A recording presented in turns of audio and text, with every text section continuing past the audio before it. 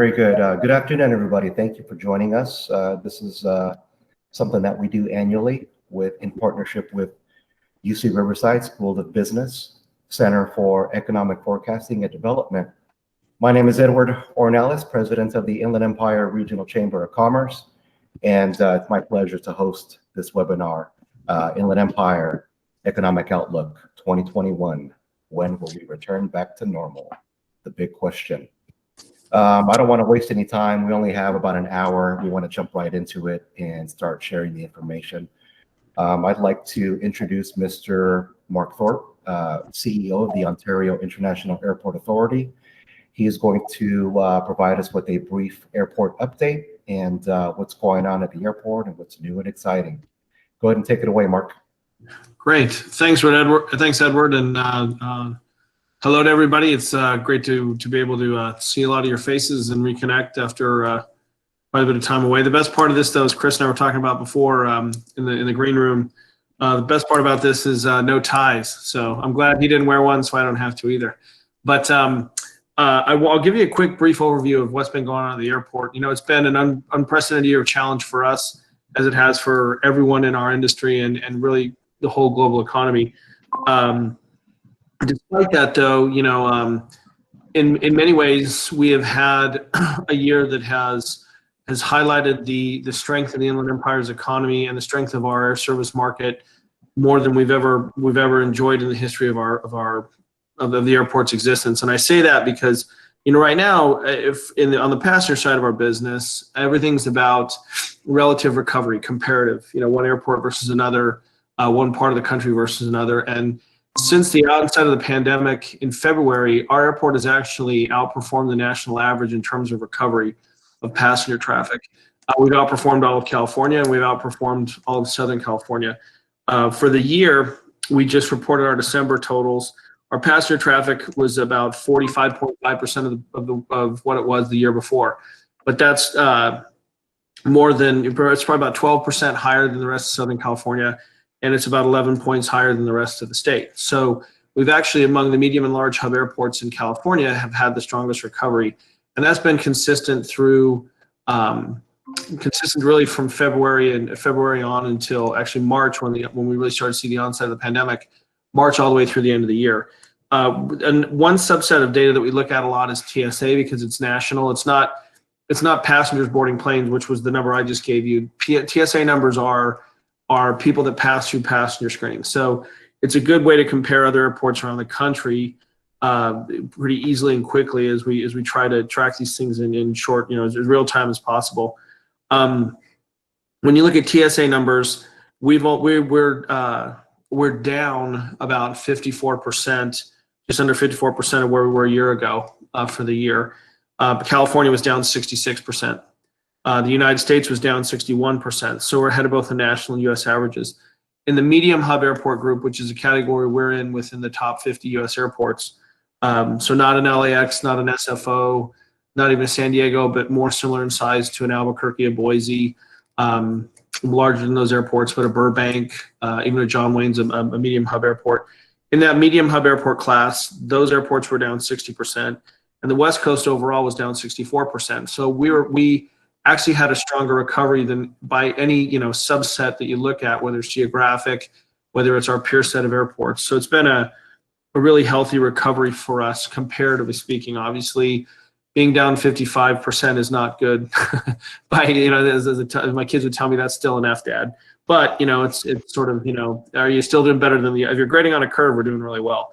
But when you look at the national picture, peer set of medium hub airports, we've had the third fastest recovery. I think only Southwest Regional Airport in Florida and San Juan, Puerto Rico have had stronger recovery, passenger recovery than we have through this pandemic. And as I mentioned, we're not just ahead of California, but in Southern California, you know, we're 10 points stronger in our recovery than the second fastest recovering airport, which is San Diego. So, you know, there's a lot of things to really optimistic about, because that passenger traffic is a direct result of GDP and, you know, population growth, and those are factors that Chris will talk about more than with more expertise than I ever can about. Those are the factors that drive air travel. And those are where you see comparatively a tremendous amount of strength in the Inland Empire versus the rest of the state. The one thing I would say though is December, the one dark spot on the horizon for us was that December we were down 63% versus 2019 numbers. That was the same as the national average. And the rest of California is down even more than that. But I think we started to see in December an impact of some of our state's policies in particular, some of our restrictions related to COVID, some of the requirements for 2-week hotel stays, minimum 2-week hotel stays, quarantining upon return. I think there's been a little bit of a suppressive effect on demand in our state in particular. So we're going to monitor that because that's obviously a cause of concern for us. Not that there aren't legitimate and good reasons for some of those policies, but they do have a very negative impact on travel demand. Now, the other half of our business is cargo traffic, and we actually had a record. We've had, going into this year, we had 4 straight years of record cargo traffic. This year, we set a fifth record year. Our traffic grew 18%. So we had over 920,000 tons of air cargo come through the airport in 2020.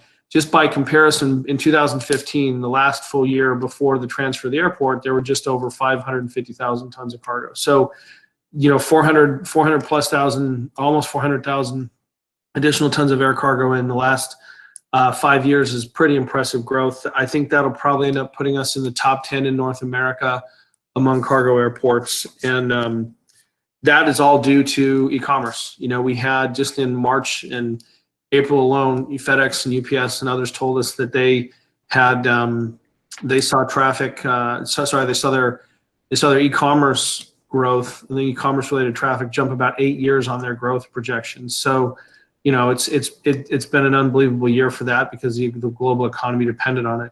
We see our cargo growth tapering off a little bit toward the end of the year, but the positive sign there for us is that FedEx just opened their new regional hub facility, a $330 million investment that they made at the airport on November 2nd. So we'll start to see in 2021 the impact of that as they shift a lot of their activity and their freight from LAX out to Ontario. We also are in negotiations with another large integrator airline to build a hub at the airport as well. So we're not done with that growth and expansion, and we're pretty excited and bullish on the cargo side of things. And for the sake of time, the last few things I would share. First, there's new airline service on the passenger side that we're excited about that I think will also fuel that recovery. Everybody's heard about the Hawaii service with Hawaiian Airlines flying to Honolulu beginning in March, just in time for spring break for most school districts. But also, Frontier Airlines is bringing the service they announced a year ago and then held off on because of the pandemic. They're going to bring back in the spring their service to Miami. So the first time we'll have flights to Miami. Orlando, they'll bring back that service, which had done very, very well. They'll come back in the spring. And then they're adding Chicago. They'll also fly to Phoenix and Sacramento, which will be great. It'll be additional competitive service to Phoenix. And the first time there'll be competitive service to Sacramento in the history of the airport. So, there's which is Chicago, O'Hare, and Miami and Orlando. Those are some really great markets. And I would say keep your ears to the ground in the next week or so. We expect an international airline to announce they're coming into the airport looking to fly to Central America. So we're really excited and happy about that. The last thing I would share with you, and I think it's really important, is I'm really proud of the job that we've done, and really under the direction of our board. They've obviously they've given us great counsel and direction to be very fiscally responsible and careful, particularly with the federal dollars that we've received, to really see ourselves as stewards of those funds. And so we've tried to be very careful and we didn't get a significant amount compared to maybe some other airports around the country, but it made a difference for us this last year. But we also we didn't just, like maybe some of our peers did, wait around for the next round of CARES Act funding or the next transportation bill. We actually made some difficult decisions working with our board on our budget last year and cut probably about 40% of our spending. But because of that, we actually have our revenues that exceed expenses right now. We're able to keep our rates and charges that we pass along to airlines. We kept those flat going into this fiscal year. I don't know if any other airports around the country have been able to do that. And we think this year we'll be able to continue to keep those rates flat, potentially maybe even lower them some, because we have the additional revenue from the FedEx lease and other real estate initiatives, but also upcoming within the next several weeks, we'll borrow against our passenger facility charges. So we'll bring on debt to be able to do the typical kind of debt that actually is not passed along to airlines, but we use the 450 PSC that we all pay when we fly through an airport. We use that to do a lot of important infrastructural projects that need to be done, but we also will be within the next several months taking about 230 acres to the market of commercial real estate that we own across from Haven Avenue, the boot as it's often called. That'll go to market. It's industrial real estate. That'll bring in additional revenues for us to not just be able to continue to weather the challenges of the pandemic, but also be able to start to diversify our business, to be able to have more of an ability to plan for the future, take on additional capital projects and leverage against that and do a lot of the things that we need to do in the future. So as difficult as this past year has been, sometimes years like this tend to, create opportunities for, if you're smart about it, to really advance and take advantage of that and outperform your competitors. And I'm proud of the job our team's done. I'm grateful for the support we've had from our board, and I think that we've done that this year. It's I would say, honestly, we have our airport in a better position going into the future, competitively speaking, than it's ever been in the history of the airport. And so with that, I'm happy to answer any questions or answer at the end of the meeting if that's preferable. Thank you, Mark. We really appreciate that update. You guys are doing great work over there at the airport. Very exciting news. We now want to get into our economic outlook presented by Dr. Christopher Thornberg with UCR, Riverside School of Business, Center for Economic Forecasting and Development. Take it away, Chris. All right. Thank you very much. Let me go ahead and get my slides up here. Select a window or screen. Let's see. Does everybody see that screen? Does everybody see that slide? It's coming. You are now live. All right.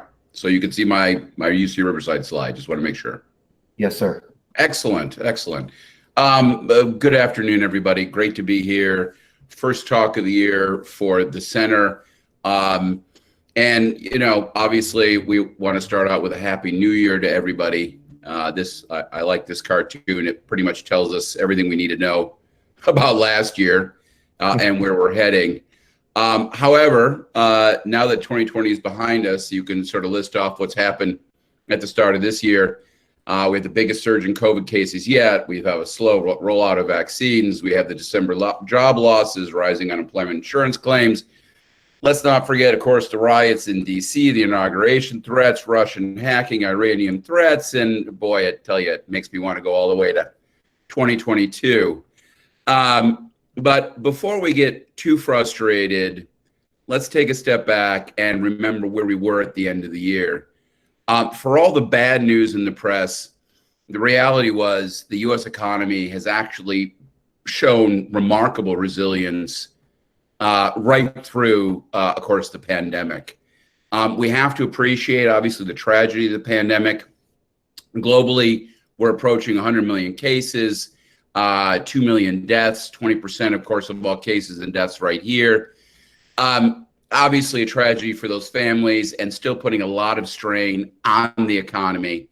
But at the same time, I do think that the conversation, much of the rhetoric wrapped around the economy, and of course the pandemic itself has been, shall we say, a little bit, given the word I like to use, miserabilistic. A little context, for example, we often hear the current pandemic being compared to the Spanish flu. It's worth noting the Spanish flu caused over 50 million deaths in a period of time where the global population was about a fourth of what it is right now. In other words, when you sort of look at those numbers, you start to realize the Spanish flu was 100 times more deadly than COVID-19. So at some level, of course, we have to appreciate that we got lucky. This thing could have actually been significantly worse, as tragic as it is. And of course, now we have the light at the end of the tunnel. We have 2 vaccine rollouts in progress, and there are other in the pipeline. AstraZeneca being one that shows some promise, although there's some issues with it. But then just this morning, Johnson & Johnson revealed that their vaccine, apparently with one shot, is very effective. So we had a lot of good news on that front. As for the economy, if you go back in time, again, thinking about the miserabilism, the big debate at the start of this thing was the U versus V conversation. The vast majority of forecasters out there called this a U. They were talking about it being a depression type event, the worst downturn since the Great Depression. The Congressional Budget Office said it was going to be a 10-year hit to the labor market, so on and so forth. We've been really clear right from the get-go at UCR. We don't buy into these scenarios. As tragic as the pandemic is, in many ways, it is not a traditional business cycle. It's more like a global natural disaster. And that's important because natural disasters, as tragic as they are in the short run, do not have long-run impacts on economies. Economies bounce back much more rapidly from a natural disaster than they do, say, for example, from a collapsing financial bubble. In other words, this is not a great recession, and a V is the only reasonable outlook. And candidly, for the most part, our confidence in the economy has really borne out. When you come towards the end of the year, we have seen the V. The economy has already recovered 80% of the way back from the bottom point it hit back in April. And as bad as the current surge in cases is right now, it's having at best what you would call a modest impact on the overall economy. More importantly, with the vaccines being rolled out, we're very sure that once we do get these vaccines rolled out, we get control over this virus, you're going to see a very quick recovery back to normality, largely driven by the enormous amount of pent-up demand that was created just through the first stimulus package. Just now, just as I got on this, across my email come an alert from the Washington Post. Apparently, on top of the $1 trillion package that was just passed last month, there is actually a movement. Biden is going to be pushing for another $2 trillion package over the course of 2021. In other words, there's going to be so much stimulus in this economy that we actually could be creating what I would call we're also excessively worrying about the economy right now that we actually could be creating what I would call real issues in the post-pandemic economy with federal debt, inflation, and so on and so forth. So I'm not worried about the short run, but I am worried about the medium term, largely driven by what I would call excessive policy reactions to what's happening in our economy today. So with all that in mind, let's just jump right into the numbers. As I've already noted, there has been a phenomenal bounce back in the economy. You can take a look at the left-hand side of the screen here. What you're seeing is an estimate of monthly GDP. It's relatively easy to build. And what you'll see, of course, is, yes, it looks very much like a V. Not a perfect V, obviously, but you have seen a pretty tremendous bounce back. To put this in context, the Congressional Budget Office, their forecast that came out over the summer was that for the entire year of 2021, the U.S. economy would be producing about 4.5% less than we would have but for the pandemic. Well, as of October, the output gap had already closed to 3.8%. It gets back to the idea about how excessively negative so many of these economic forecasts have been. And when you ask what both caused that massive downturn at the beginning of this thing and the big bounce back, the answer, of course, is consumers. Consumers really, their fear, their uncertainty drove us down in the beginning of this thing. And it's really consumer spending coming back that has lifted the economy back again. It isn't an even recovery. With the pandemic still in place, you have what I would call a winner type and a loser economy. For example, services coming into November this year are still about 6% below where they were at the start of things. Whereas, of course, you look at goods, they have exploded in terms of their spending, and they're running about 7 to 8% above where they were at the beginning of the pandemic. And you can see that sort of winner and loser on the right-hand side. You can look at where spending is. Just look at November over November. This is retail sales numbers. As Mark already noted, a 30% year-over-year increase for non-store retailers. The internet is gobbling up a phenomenal amount of new consumer spending, something that's not going to go away. It goes back to the desperate need for us to deal with de-retailing inside the United States. Sporting goods are hot. Building materials are hot. I mean, the general idea out there is very simple. We can't take the kids to Disneyland, so let's buy a camper and go camping for a week. Is that big shift from services to goods. Auto dealers are doing fine. Who's way at the bottom? Clothing and clothing accessories. That's because malls are closed. Gasoline stations, we're not driving as much. And of course, the hardest hit of all, food service and bars, particularly here in California, dealing, of course, with these policy-linked closures. Now, remember, all this is happening. All this consumer spending is remaining steady, even as we see this enormous new surge in number of cases coming into the beginning of 2021, particularly here in Southern California, across Arizona. You can see how bad things have gotten. But again, consumer spending has held up right through this. It's a completely different reaction than what we were dealing with at the beginning of this, when, of course, really fear and uncertainty dominated. Now that consumers understand what they're dealing with, they're more willing to just go out and continue to live their lives, despite, of course, the risks that this virus actually presents people, as the case may be. And even with, you've heard a lot of negative news. You saw, of course, that negative employment number for December. But it's worth noting that even with all those numbers, the GDP Now estimate, that's an Atlanta Fed number that is kind of gives us a current cast of what the quarter is doing given current numbers. Their numbers still suggest growth upwards of 8%. And we'll tell you, they tend to be a little hot. We're looking at a little over 6% for the fourth quarter. So yet again, good, steady numbers that suggest an economy that is persevering even under these trying circumstances. And with consumer spending coming back, you obviously have better numbers in what I would call the production side of the economy. Industrial production has come back remarkably fast. Capacity utilization is already back up to about 73%.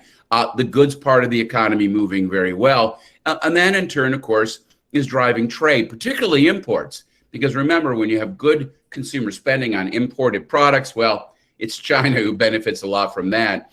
Indeed, you can look at a breakdown here. You can see how much imports have come back from the bottom that we saw over the course of the early summer. Exports, not as much because of the global problems still dealing with this pandemic.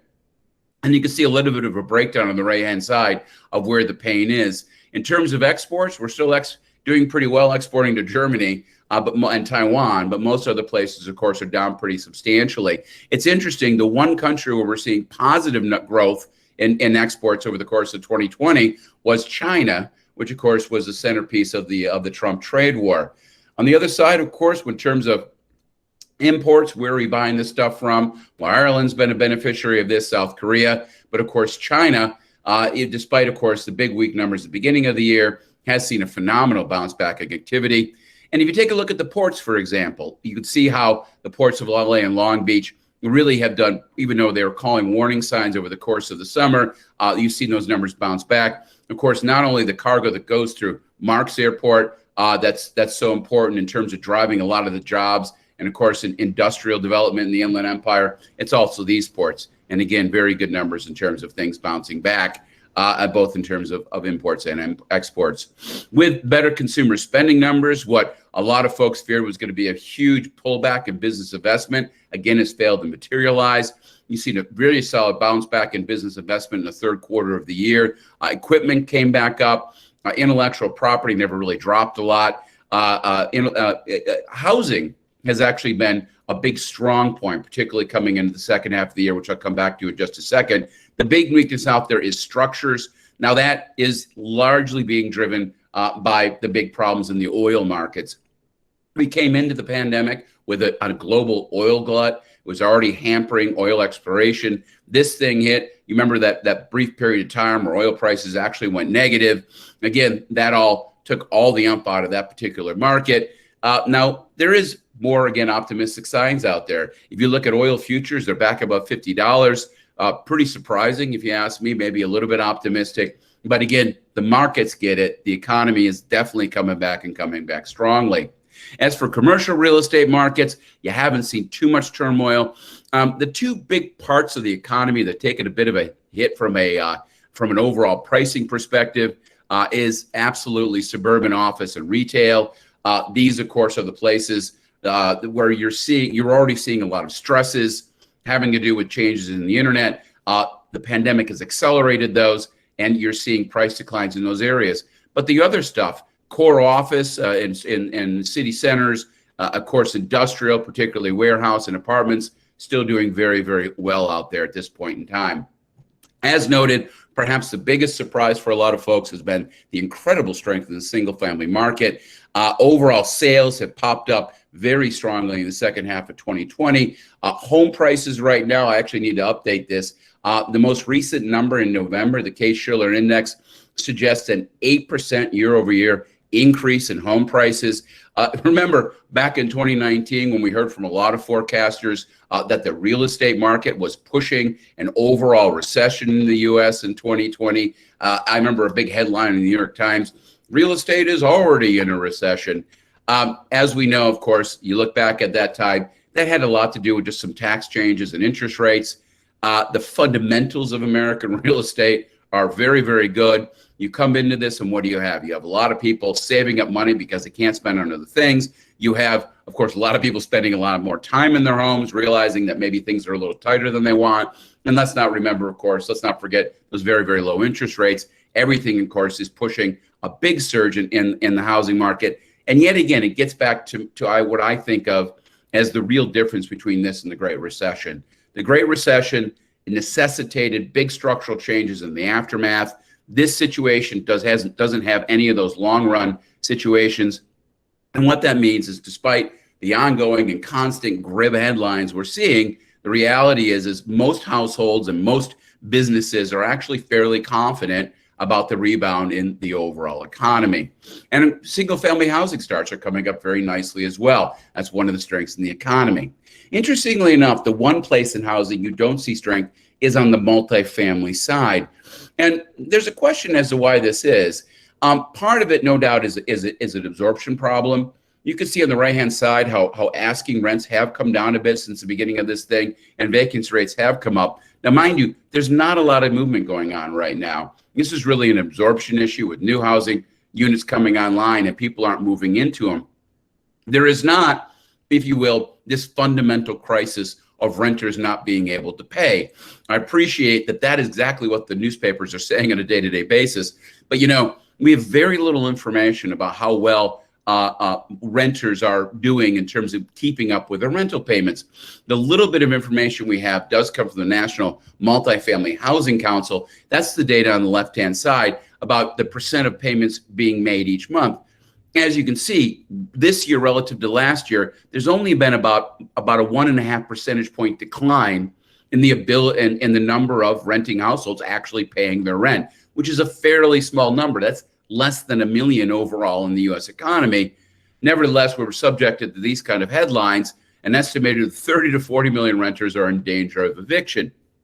Now, how does one leap from less than 1 million people not paying their rent to 30 to 40 million people being in danger of eviction? Where does this insane gap between reality and rhetoric pop in?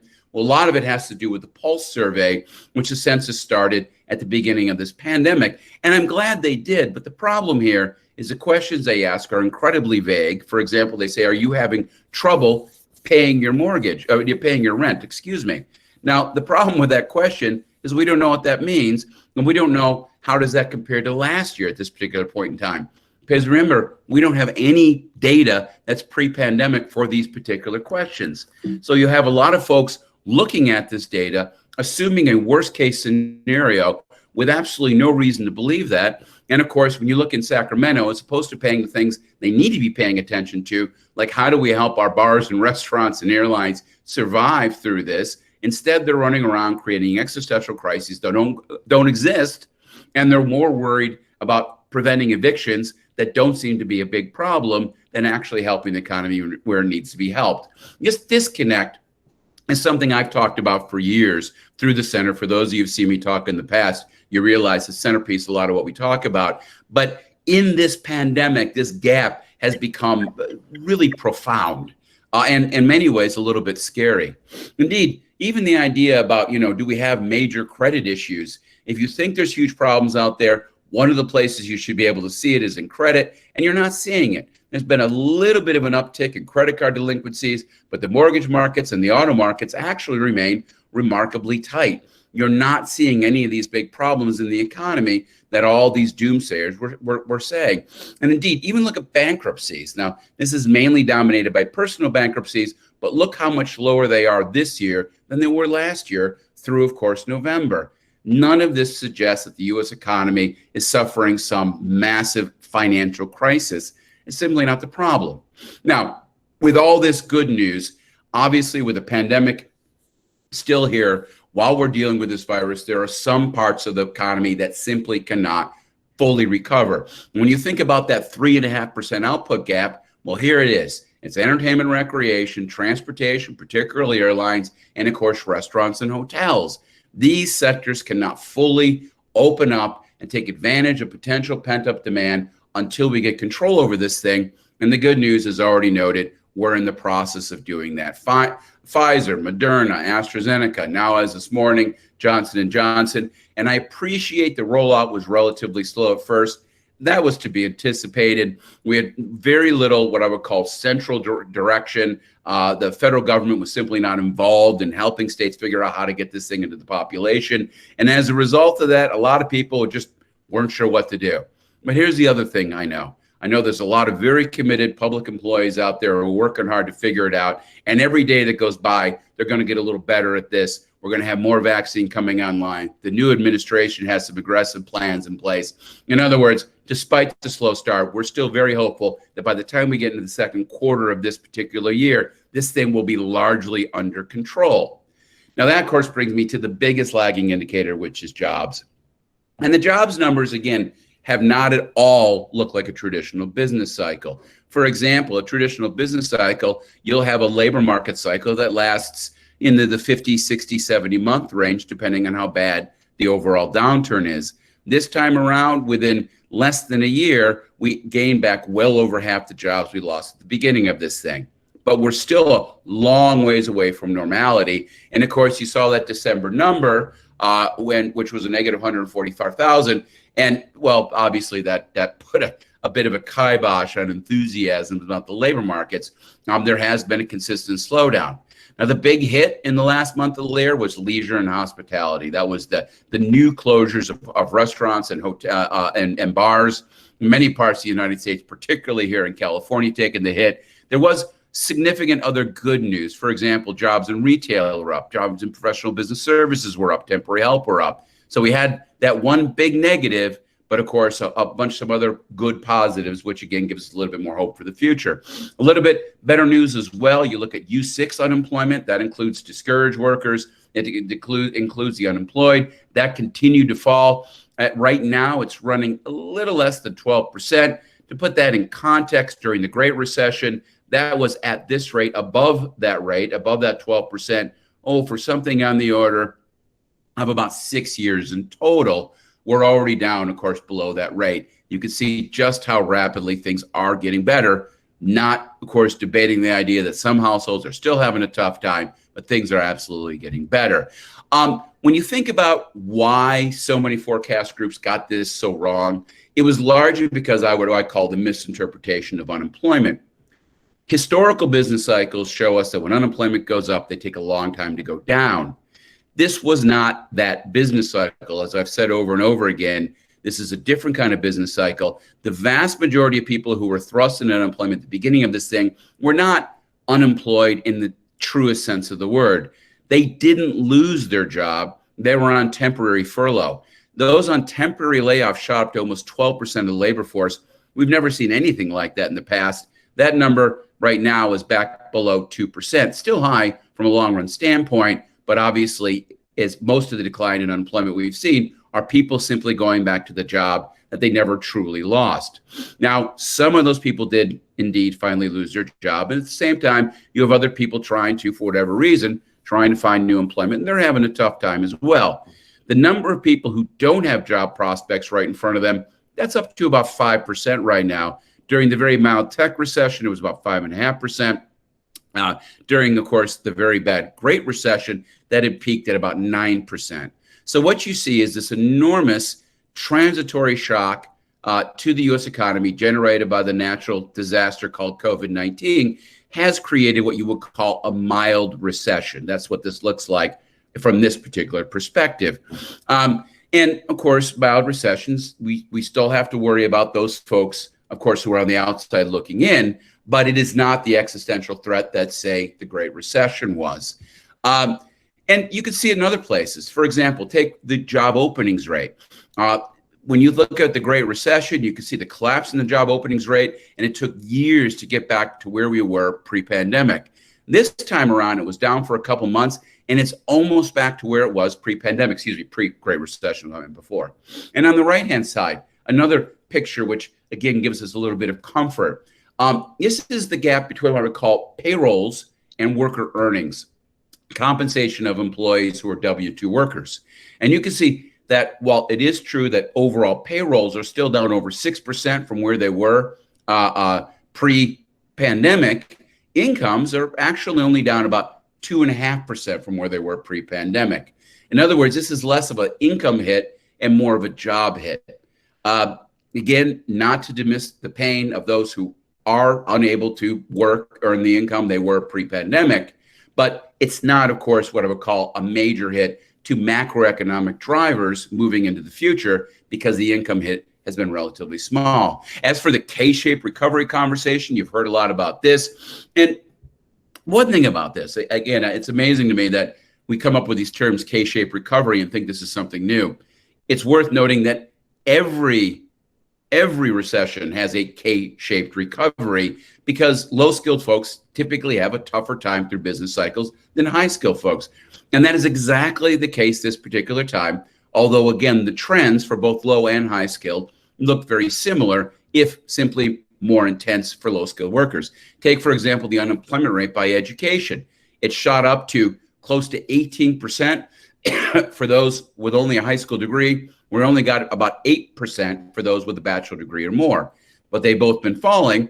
Now, for those with only a high school degree, the unemployment rate is now well below 8%, or for those who have a bachelor degree plus, it's at 4%. And it's a very similar conversation when it comes to, say, participation rates.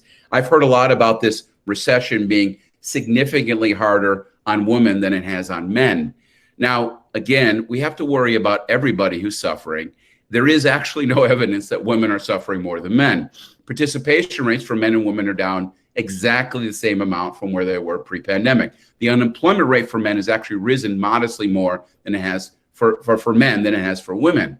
Now, it isn't to say we shouldn't be worrying about these folks on either side of the aisle, simply to say that it's not as clear-cut as the stories we typically are hearing in the paper on a day-to-day basis. How about small business? There's another big existential threat. We're hearing about the closure of incredible numbers of small business. And yeah, I do believe that. A lot of small businesses simply don't have the ability to pay back 8 or 9 months of back rent from when they were closed down because of the pandemic. And yeah, they may choose simply to go out of existence. But again, there's two sides to this conversation. One is who's not going to reopen. But then the second conversation is, what are they going to do anyways? What are they going to do afterwards? Now, small business is a place where you always see a phenomenal amount of churn. You probably heard the statistic that the half of new restaurants don't make it past the first year because, again, it's just a phenomenally competitive place to be. So what are you seeing right now is an acceleration in that massive turnover.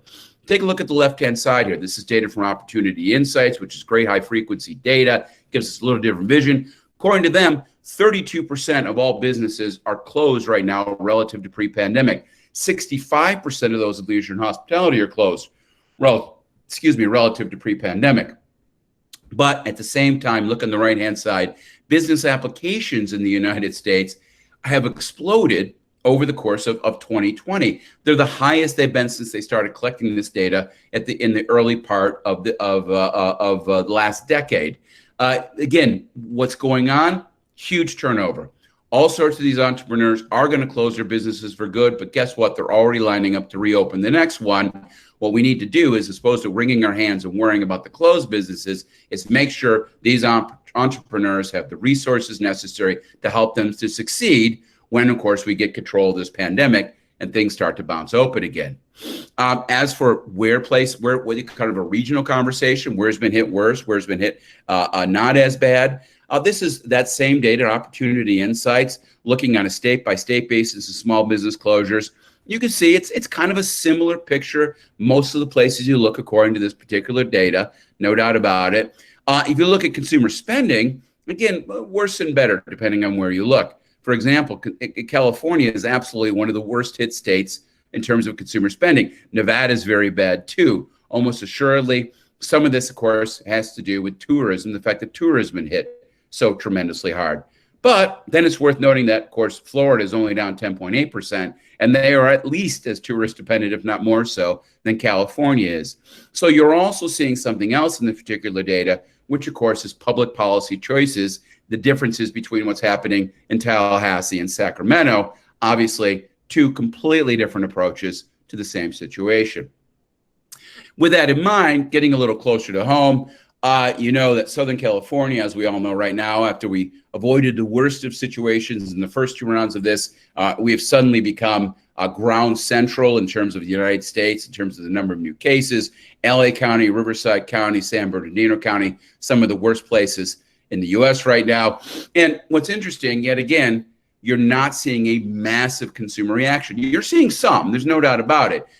Relative to where we were a few weeks ago, you do see the numbers drifting down. But I think Mark said it best. This is less about consumers and consumer fear and more about public policy choices that are shutting down some of the avenues. I go back to the idea that Disney World in Florida is open, partially open. They have yet to track any new transmission of cases to that particular facility, but for reasons unclear to most everybody, particularly Disney, our governor has still is not allowing Disneyland and California Adventures to reopen. Why are they making these different decisions? It's hard to say. Obviously, different approaches. It's not clear which one of these is necessarily better. But of course, with all that in mind, you do see, of course, decent data from sales tax perspective, how good the bounce back was in the third quarter, the most recent data we have. Again, you do see people spending more money on stuff because they can't go out to restaurants and Disneyland and stuff like that. If you take a look what's happening in the commercial markets, again, on a year-over-year basis, some upticks in vacancy, particularly on the warehouse side. But that's, again, more of an absorption issue. Given the big bounce back in trade and industrial activity in the U.S., I think it's going to be relatively short term. And interestingly enough, overall permits were relatively good in 2020 relative to 2019, getting through the end of the year despite all this. Yes, there was some declines in industrial, a little bit on the commercial side. Hotel, oddly enough, was up just a little bit. But alterations were up. You still see a lot of investors putting their money into the local economy. Residential real estate, which again is a big driver of the Inland Empire, has seen very, very good surges, a big bounce back on that particular front in terms of prices. Good now as well. And of course, as for permits, well, again, if we compare what happened last year to this year, my argument would be that we didn't have enough housing last year, and we're still not going to have enough housing this year, but you haven't seen things collapse as much as they might have otherwise. As for the labor markets, well, when you look at this particular situation, what do you see? For the most part, most of Southern California has seen very similar sort of situations in terms of job losses and job increases. The one place that really kind of stands out is the unemployment rate in LA, which definitely went up more than other places. A lot of that has to do with the big hit to the subcontractor economy, known, of course, as motion picture production. But otherwise, you've seen very similar trends. The Inland Empire has been performing better than both Orange County and LA, in large part because tourism is a little less important and logistics is way more important. Remember, logistics has been doing pretty well. Obviously, tourism not so much. Take a look at the job numbers here. This comes in through November. Still short about 100,000 jobs for where things were at the start of this particular situation. The big hit mainly in the hospitality region, but retail trade taking a bit of a punch as well. But again, you could see the recovery coming into the end of the year. Things are getting better, and we will continue to see improvement on this front over the course of 2021. Now, what's going to drive 2021? And that, of course, brings me to the next big conversation, which is about policy reactions, monetary and fiscal policy.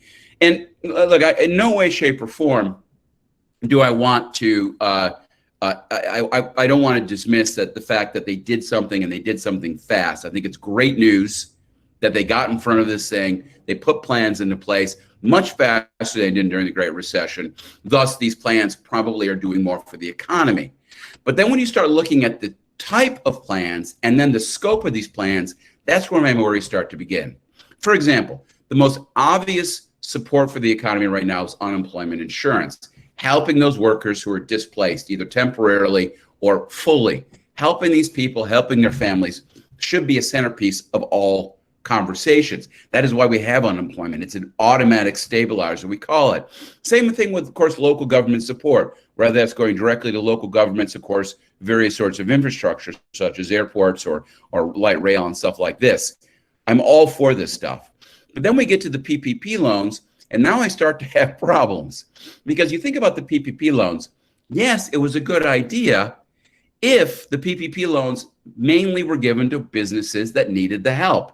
That's not what happened.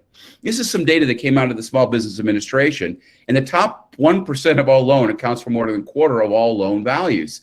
1% of companies, these big companies that weren't supposed to be the centerpiece of this particular plan, and yet these are the ones who gobbled up a phenomenal amount of the actual money. It didn't go to, if you will, minority-owned restaurants.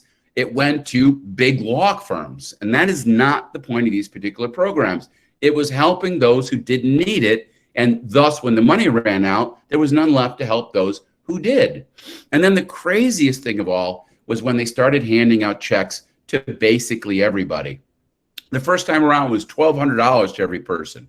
Then we had a $600 add-on, and it looks like with this new plan Biden's putting forward, that's going to go up to $2,000. Again, you're talking about 80 to 85% of all adults getting somewhere on the order of $3,200. Why would you do that? Now, for those people who don't have a job, yes, I get it. They need some help. The unemployment insurance is going to give them a leg up. But for people who didn't lose their jobs, who haven't seen a hit to income, their problem isn't that they don't have money, it's that they can't spend money. And giving people who have money they can't spend more money to spend, that's pushing on a string. You're not helping the economy. Only thing you're doing is creating this massive, massive stockpile of cash sitting in banking accounts, which, yes, will help the economy rebound out of this when we do control over it. But at what cost? How many trillions of dollars are we going to leave for our kids and grandkids to pay back as a result of this bizarre effort to give people who don't need money, money? And then, of course, you have the Federal Reserve. And the Federal Reserve has jumped in this with both feet as well. They are acting like this is a Great Recession, when, again, it is not a Great Recession type hit. And while I appreciate they needed to stabilize and give the market some confidence at the beginning of this thing, at the same time, they're overdoing it. They're stepping on the gas pedal way too much, and that has potential problems as well. How much money has the federal government put into it? Remember, incomes haven't been hit all that much. And for every dollar of lost income, the federal government has put back over $2.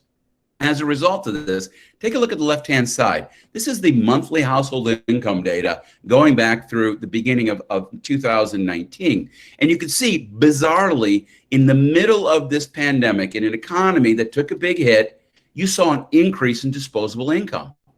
That's because they overdid it. And indeed, while that number has been coming down, we're still above trend because the stimulus is so great. Now, at the same time, remember, personal outlays have been hit, not because people can't spend money, but not because they don't have money to spend, but because they can't spend money. Now, where is all that going? Where is that gap that's been created going? Well, it's going right into the right-hand side. Through November of last year, households have built up about $1.4 trillion in excess savings. And that's just households. Once you throw in businesses, you could see an enormous increase in overall bank deposits. And when you ask who's ahead and who's behind, well, here's the numbers that pay attention to. Low-income households are actually spending more than they were pre-pandemic, according to the Opportunity to Insight data. It's high-income households who are spending less at this particular point in time. Now, what that says is that some low-income households are suffering, but other ones are doing fine. On net, that part of our economy looks, again, on average, stable. We still want to help some folks who have lost their jobs, unemployment insurance.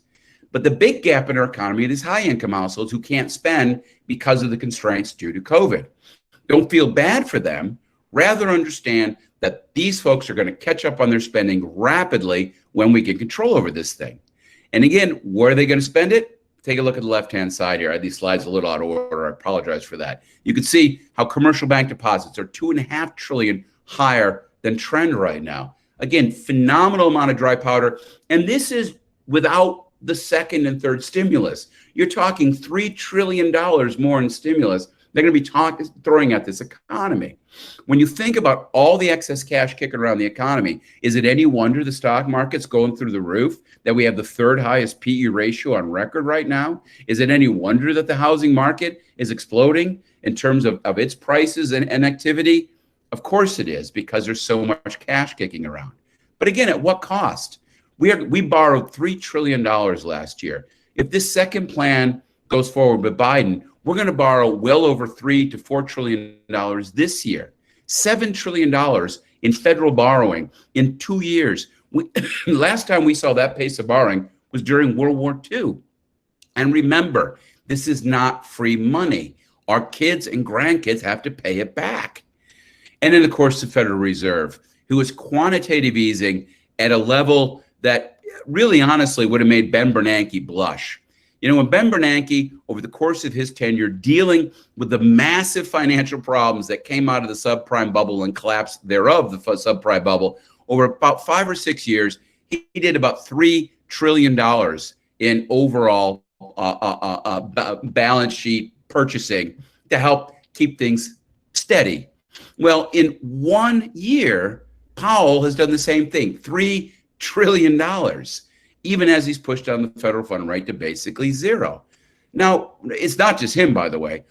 All central banks are doing this right now at the same exact time.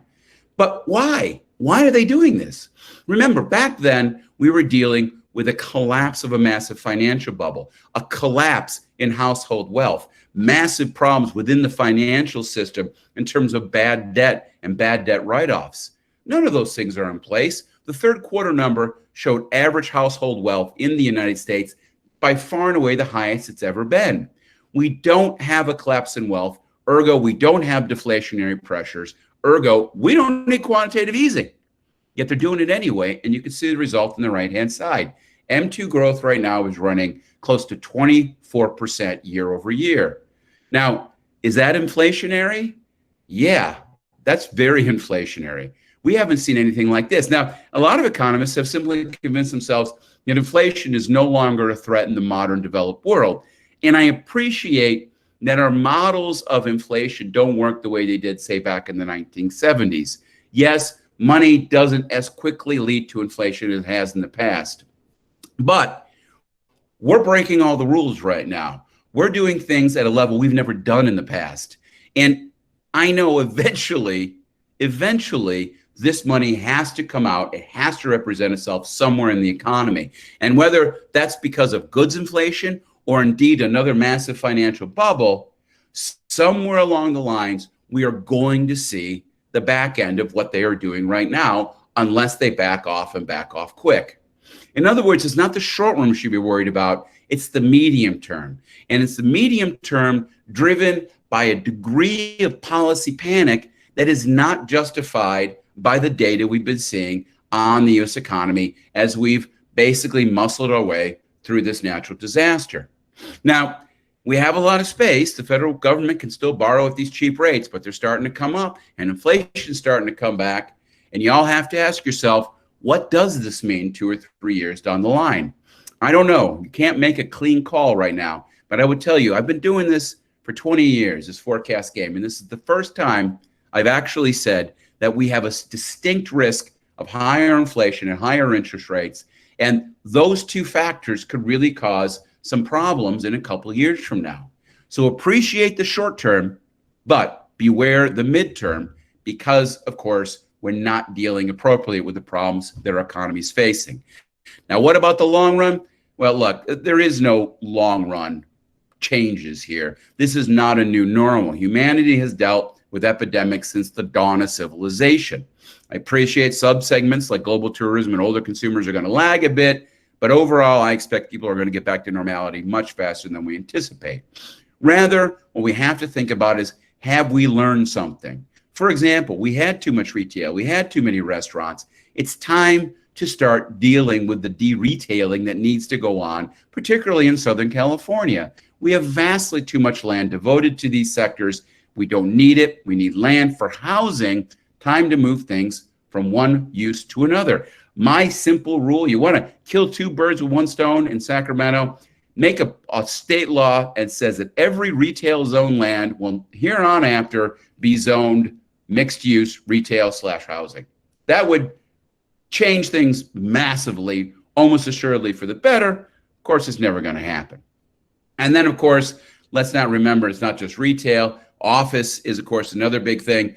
And it's interesting there, okay, well, people are never going to go back. We're just going to close our offices and everybody's going to work from home. Well, not quite. Look, I've been very, very gratified by how well my employees have done working from home. But at the same time, we'll still need an office. We need it for collaboration. We need it for sales. We need it for training. We need it for recruiting. Yes, we will let some of our folks work from home 2 or 3 days a week. We have systems now, but not all the time. And by the way, people don't want to work from home all the time either. Only a quarter of people, when surveyed, said they'd like to work from home all the time. Everybody else says, you know what? Working at home all the time, not exactly a lot of fun. So office isn't dead, but clearly footprints are going to change. It's going to be interesting for us, again, to pay attention to those trends. And by the way, this is generally good for the Inland Empire, which has a lot of people who have to commute every day. This should help take some of that burden off those highways on a daily basis. And of course, last but not least, we have to start talking about how to deal with epidemics. Look, epidemiologists have told us right from the get-go that this is a matter of when, not if, particularly in today's interconnected globe. We got lucky. Remember, we got lucky. The Spanish flu was 100 times more deadly than this is.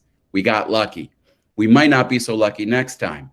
And of course, when we're thinking about how to deal with this, we also have to think long and hard about policy. Did shutting down restaurants, did shutting down bars really make a difference? The data wouldn't show that. Arizona and Florida have pursued far more open approaches than California, and yet we're the ones having problems now when they're not so much. The reality is this thing is really about personal behavior, not business behavior. And what we as policymakers need to be focusing on is how to control personal behavior, not so much business behavior, because that, again, is where most of the problems lie. So wrapping it up, because I realize we're running out of time here. Look, the V was the only logical outcome, and that's exactly what we've seen. The economy has bounced back at a substantial pace. Yes, there's no doubt that the bounce back stalled in the midst of this enormous third surge. But to be clear, the only thing it's done is stall. It hasn't collapsed the way that some of those talking W's were talking about. From here on out, how fast we get back to normal is dictated by how fast we get these vaccines into people's arms.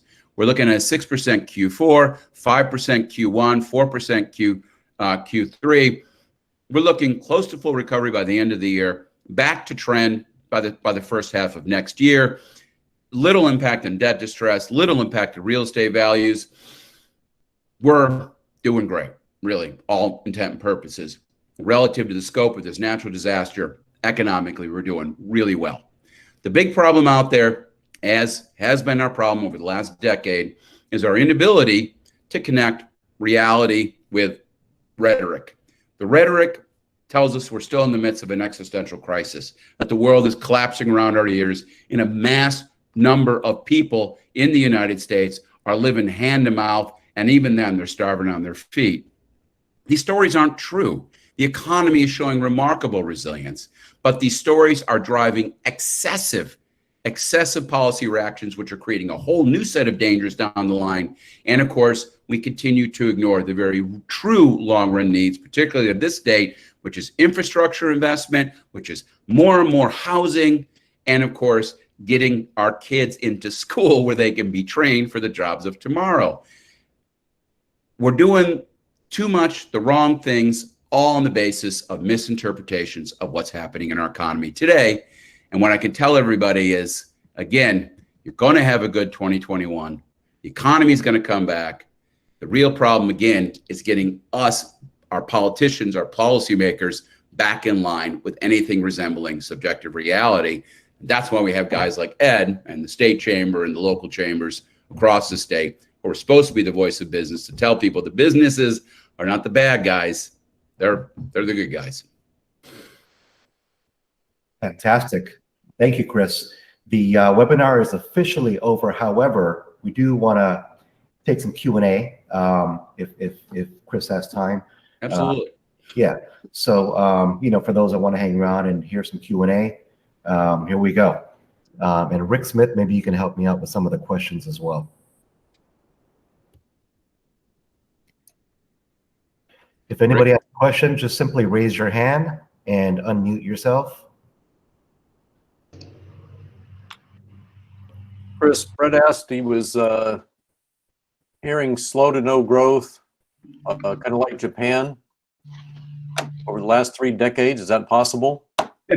Well, Japan has had growth over the last few decades, not as much as they might like, but that's mainly a demographic conversation. And remember, up until the pandemic, one of my big talking points about where we are as a state or as a nation is a nation that basically is facing labor shortages. For 2.5 years prior to the pandemic, we had more job openings in the US than we had people looking for work, right? And while that'll be helpful in terms of the speed of recovery, we still face a long run challenge, which is how do we fill these jobs in the United States? Well, the answer is more workers. And of course, the answer to that is more immigration. Now, again, when you talk about immigration, there's nothing quite more controversial than that topic. And as a result of that, we don't have any immigration policy. It's been a complete failure across the board. We need to make better decisions on that front so we don't turn into Japan. But that's not an economic conversation. It's a demographic conversation. Thank you. Bobby Spiegel? Hey, good afternoon, Chris. Excellent presentation. I know that is Mr. Thorpe still on? I had a question specific to the Ontario airport on if he's able to release. Sure, I'm here. How you doing, sir? That was Great. How are you? Great. I'm so inspired about the growth, and local control is where it's at. You had mentioned there's some new airlines coming. Are you allowed to release who they are? I mentioned Hawaiian coming in and Frontier's growth, but I can't mention the one that'll announce next week yet. But it should be announced probably within a week or so. Excellent. Thank you. And then Dr. Thornberg, thank you so much for all of what you do for the region. You are truly the best. So it's not a question. It's just edification. Sure. You tell it the way it needs to be told. And I just wish we could get you on mainstream media. I appreciate that. They do call me, but I always end up in the 11th paragraph because I don't give them the big dangerous headlines that they want. Exactly. And thank you, Edward, for putting this all together. Really appreciate it. You got it. Thank you, Bobby. Steve Massa. Yeah, hey, Chris. All of the numbers that you said about from the federal coming into the economy just is so good. I don't want to get back on the run up on Bitcoin and the other cryptocurrencies and how that will play out or could play out as a hedge against. Yeah, again, if you want to see signs of excess monetary liquidity, just look at the price of Bitcoin, right? I mean, it's going through the roof. Why? There's no there, people, you know? I mean, the only reason Bitcoin has value is because somewhere someone thinks Bitcoin has value. Well, from an economic perspective, that doesn't hold water. The fact that Bitcoin has any value above zero is proof that economic bubbles exist. Well, that and we need some sort of currency for mafias and various sorts of other folks to transact in, which are harder to trace than, say, US dollars. You know, I would just stay away from it. I don't even look at it because it's like I said, there's no there. I don't know where you hang your hat. Thank you. Thank you. Ed Martinez.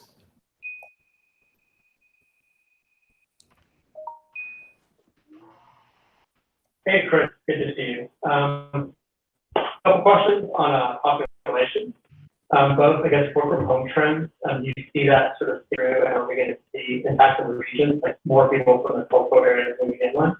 And also, too, just generally statewide, with I guess, different regions of population growth following slow. But again, is that going to be driven by creating more growth inland? You know, I gotta say, Ed, you're breaking up just a little bit on me there. Ed, did you manage to catch that? You're extremely muffled, Ed. Go ahead and type your question. Yeah, let's try that again. Sorry about that. A bad Bluetooth connection. On population growth, Yeah. I guess work from home trends, do you see that sort of sticking around? Is that temporary? Yeah. What we're seeing with like movement from coastal areas to inland areas, but also just statewide to slow down in growth in recent years? Yeah, no, listen, I do think that work from home is going to take off. I mean, look, we've had amazing success. And one of the questions, look, we've had the internet, we've had Zoom. Why now? Well, you know, it's funny because what ends up happening, right, is like, for example, my company, we've had a couple small times we've tried to let people work from home and it's been failures. But a lot of cases is a failure because we didn't put the systems into place. We didn't make the investment to make that work. Now all my people have to work from home, and now we made the investment, and now we realize, wow, this can work, right? But as already noted, a couple things here. You still want an office because you need it for sales, you need it for training, you need it for recruitment, you need it for collaboration. You still need space. Even if you let your people work from home a couple days, 2-3 days a week, you still need them to come in sometimes. And I think what you're going to see is smaller footprints. And yeah, you will let people, particularly people who may be driving in from the Inland Empire for an hour every day. Hey, if you're willing to take that hour of driving and use 45 minutes of it for me, hell yeah, work from home. I'm happy to let you do that. So I think it's going to be good. But with that in mind, I don't think it's, again, going to be the death of office. That's not going to happen. You're just going to have a different approach to how you use office space. And more importantly, it doesn't mean the end of downtowns, right? Because how many headlines have you heard? Oh, no one's ever going to go back to San Francisco. You know, well, of course they are. Look, people don't live downtown because it's close to work.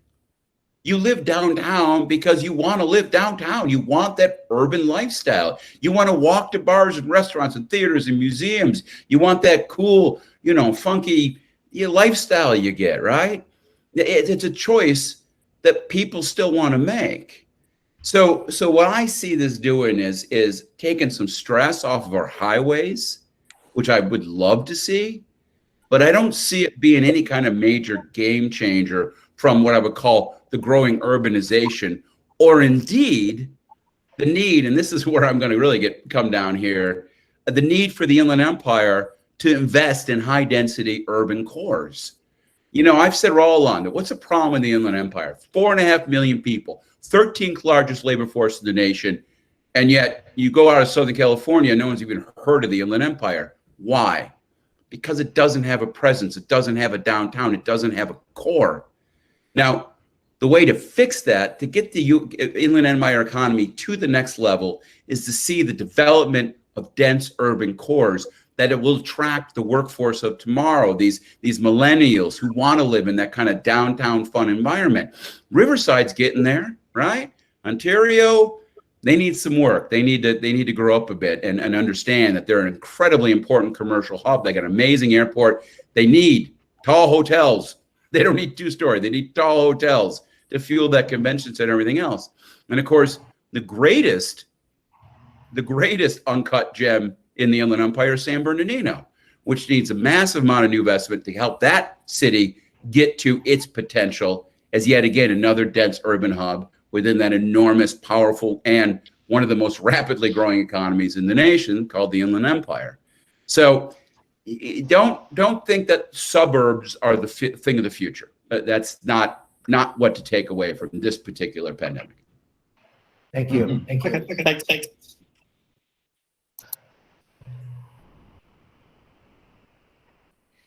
Thomas Hunt, you there? Yes, thank you. If you can hear me. I can. Thank you. And Edward and Chris and Mark, thank you so much. Just two quick things, I promise are quick. One, Edward, can we get Chris's PowerPoint? Is that possible? Absolutely. Yeah. Okay, Sure. thank you. And then secondly, just to inform, I am school board president here at Riverside Unified, and we talk about getting back to school, and even the governor's new bait. But you know, we have to sustain no more than 7 cases per 100,000 over a time, and governor's taken that up to 28 cases. He's quadrupling. Good for him for the 2 billion. Yesterday in a meeting, we were at 107 cases per 100,000. So. And Val Verde Unified just announced yesterday they're not going back the rest of the year. So we do have those challenges. We have to get the kids back into learning and figure out the learning loss. But I just wanted to share that with you and our attendees. Sure appreciate it. I appreciate that. And, you know, I think the teachers should be in line to get the vaccine. I think it should be up front. And then when they get the vaccine, back in the classroom. We're preparing that now and working with Harvest Christian Fellowship because of their huge parking lot and everything. So yes, thank you. It's great to hear. Yeah. Thank you. Jim Reyes. Hi there, Dr. Thornberg. Thank you for your presentation. My question is specific to the public sector and more specifically to higher education. Obviously, the UC and the CSU system has taken substantial hits. And how do you see that bouncing back? Well, I mean, look, again, from an educational standpoint, it's been a bit of a lost year. A lot of students have lost ground. I would argue that, you know, college students were probably able to better process working online than those who are 9th, 10th, 11th grade, so just because of different levels of maturity, as the case may be. But as we come out of this thing, nothing here changes the underlying reality of the world, which is that higher education is the ticket to the future, right? Jim, do you work in the system? I do. I am a director at Cal State San Bernardino. Okay, right. Well, so, you know, I've said right along that the community colleges in the Cal State system are the front line in developing the next generation of workers. And, you know, the state needs to be serious about helping these institutions get back on their feet and running after this mess, because you know they're going to lose some ground on this. They're going to lose some students and everything else because a lot of folks just walked away out of frustration and everything else. We need to build systems that can handle this. And, you know, I go back to what I just said. At the end of this thing, when we're at the back end of this thing, one of the things we do not want to do is simply go, okay, that's done. Let's move on. We need to go back and talk about policy and talk about what worked and what didn't work and have a plan in place for the next time, and ask higher ed, how are you going to deal with this next time? Are you going to have efficient systems in place to make sure that you don't let down your students in the kind of vacuum that occurs when you're not prepared for these sort of circumstances? We'll see. But clearly, the state needs to be making way more investments in these systems. Thank you. Charlotte McKenzie.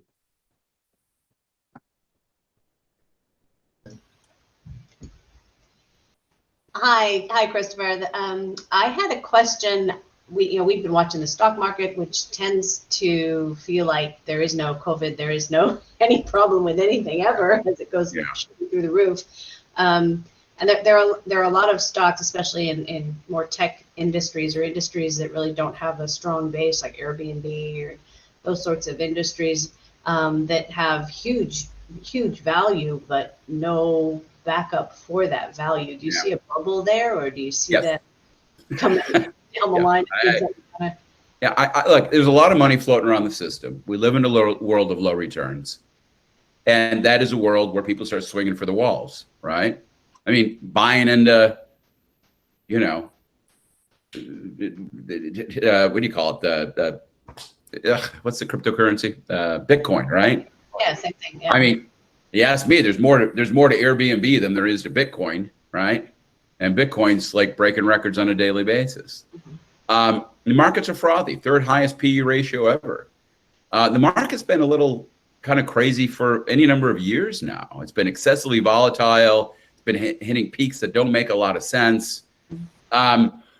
You got high-speed trading, which is doing, I don't know, bad things to everybody, which I think has a lot at the underpinnings to some of the excessive volatility we're seeing.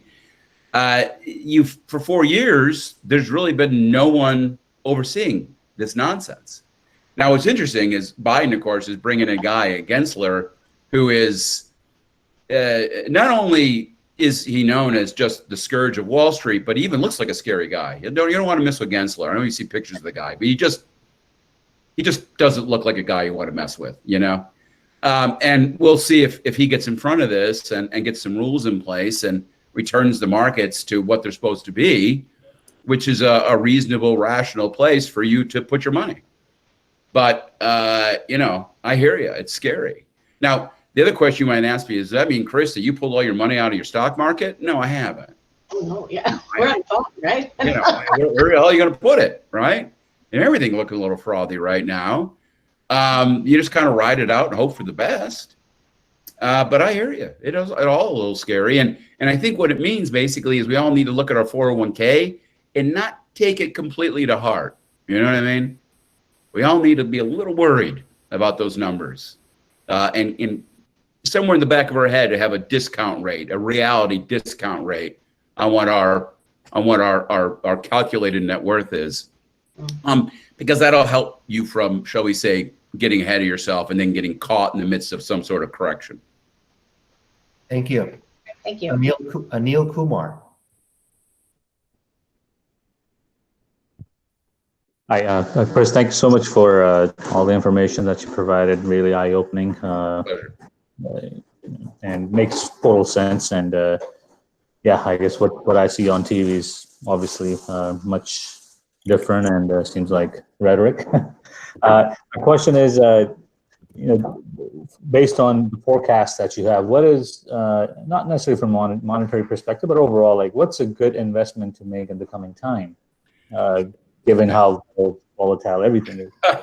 Well, I mean, look, stocks look overpriced, bonds look overpriced, real estate looks like it's getting overpriced, Bitcoin's definitely overpriced. Nothing. Beanie Babies? How about Beanie Babies? Should we go back to Beanie Babies? Maybe we need a bubble there or something. I don't know. I don't have clear advice for you. I will tell people what I typically say, which is obviously you want to have a diversified portfolio. You want to make sure you're covering your bases. And then I already said, in a frothy world, be prepared to have some sort of general hit. You still got to save. You still got to put money aside for tomorrow. And boy, if inflation does start heating up, the last thing you want to be is stuck in cash.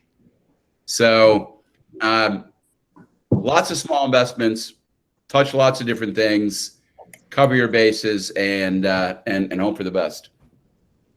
And you mentioned the medium-term effects of everything that's happening. How would that affect, I guess, the common man as well as the small business? I think, the biggest risk is going to be higher interest rates, right? 10-year bonds are starting to drift up. When you get over this pandemic and people are spending more normally and borrowing more normally, and then you have the government, which is, again, under Biden's plan, you're talking $4 trillion in borrowing this year. This is all a recipe for higher interest rates. The Federal Reserve has been very clear that they are perfectly comfortable with more inflation. 3%, sure, 4%. So let's say they heat things up to 3.5% inflation, and then the core real interest rates right now, which is negative, goes positive 1 to 2%. 3-4 years, you could be talking 10-year bond rates in the 5 to 6% range. Now, there's a lot of space between here and there. That's not a prediction, it's a possibility. But we should all be prepared for what a higher interest rate regime is going to look like. That means higher cap rates, which means lower value for commercial real estate. It obviously means you're talking about residential real estate that's going to be put on pause because of higher interest rates. That's going to take some of the ump out of that particular market. Corporate profits are going to get squeezed by higher cost of borrowing and so on and so forth. So yeah, I mean, there are worries out there that we have to pay attention to. Thank you. Time for a couple more, Chris? Sure. Let's do two more and then we'll wrap it up. Two more. Helen at Sopwith. Go ahead. Hi, Chris. How are you? It's good to see you again. Good to see you too. I was wondering what your feelings were about these new businesses that might be opening, and hopefully are any of them in the manufacturing area? Yeah, it's funny. They're across the board. It's a good question. I actually took out the table I have, which breaks it down. What's interesting, believe it or not, is the biggest number of new business applications are for the industries that have been hit the hardest, which is to say restaurants and personal care are near the top of the list. Now, manufacturing, somewhat, a little bit of a bump, but not as much as you might think, because remember, you're also not seeing massive closures in the manufacturer space, as the case may be. So it's not as if you're having the big turnover that you saw before. Now, a second question there is what about onshoring? Because, prior to the pandemic, there were a lot of conversations. Will the trade war with China encourage much of onshoring of say, jobs or businesses that used to be in China? That's still an open question. I don't think that that's going to be a big situation, as the case may be, largely because I think a lot of the companies that are operating in China would prefer to move to Vietnam, move to Cambodia, move to Peru, move to Mexico. They still want those cheaper labor costs and what the United States can offer them under these particular circumstances. Now, with that in mind, there is still plenty of manufacturing that's doing well inside the United States. And that's true in the Inland Empire as much as many other places. We've been fortunate to do some work with the California Manufacturing Technology Association. I know they have a bunch of plans in place to help various sorts of manufacturing companies. Those plans, I think, will be more important than ever coming on the back end of this pandemic. But with that in mind, the single largest problem manufacturing faces in the state of California, by far and away, is housing. Look, Tesla is moving not because of the regulatory environment. He's moving because he's well aware of the fact that if he wants to expand rapidly, there's no one to hire in this state. We came into this with the lowest unemployment rate ever seen in California because a lot of people, particularly that kind of mid-skill level employee, the guy who has a 2-year degree from a community college who say knows how to program machines that is so important on those lines, they can't afford a house with a backyard here. So they're moving to Texas. And when you don't have that critical backbone of manufacturing available, it's hard to make these manufacturing plants operate. Most manufacturing companies will tell you their problem is skilled employees in this state, and that is a housing problem. So again, my big frustration here is over the last 3 or 4 years, this state has been faced with a really enormous challenge. How do we build these millions of units that we're short? And the state has come up with zero. Every substantial effort they have made to get more housing online has been defeated because of various sorts of pushback within the political system. Now, in the midst of this craziness, it's been pretty much dropped completely. Now, the governor, to his credit, has actually brought it up again. And you know that some of those folks like Scott Wiener in the Bay Area, who's a big housing guy, he's on board too. And you can see them pushing. And perhaps the pandemic is exactly the kind of break in that logjam that will allow real change to occur. But that all depends on us communicating to our elected officials to let them know exactly what we want to see, which is not eviction moratoriums, but changes in zoning. Thank you. Last question. What do you foresee for Social Security funding? From Tricia Pagano.